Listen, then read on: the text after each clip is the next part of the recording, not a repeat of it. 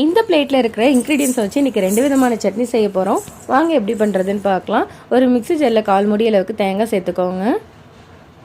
ஒரு 3 பல் பூண்டு சேர்த்துக்கோங்க. 2 வரமிளகாய் சேர்த்துக்கோங்க. எங்களுக்கு காரம் கொஞ்சம் அதிகமாக இருக்கும். உங்களுக்கு காரம் கம்மியாக இருந்தால் 3 இல்லை 4 சேர்த்துக்கலாம். ஒரு சின்ன துண்டு இஞ்சி, அது கூடவே ஒரு கைப்பிடி அளவுக்கு பொரிக்கடலை சேர்த்துக்கோங்க.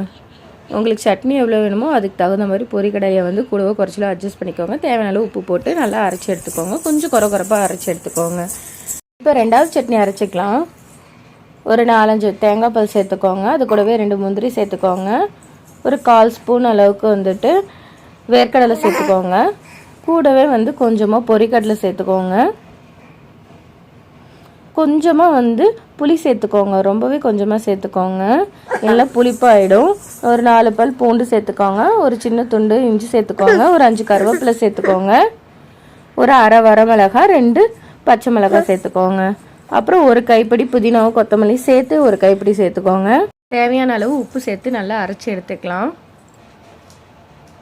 கொஞ்சம் குறப்பாகவே அரைச்சிக்கோங்க. ஃபைனாக அரைச்சிட்டோம்னா அவ்வளோ நல்லா இருக்காது. இப்போ நம்மளோட புதினா சட்னி ரெடி ஆகிடுச்சு.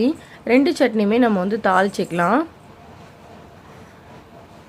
எனக்கு தேங்காய் சட்னி பச்சை மிளகாய் சேர்த்து செய்யறத விட வரமிளகாய் சேர்த்து செய்யறது ரொம்பவே பிடிக்கும். உங்களுக்கும் இந்த மாதிரி பிடிக்குன்னா மறக்காமல் கமெண்ட்ஸில் சொல்லுங்கள்.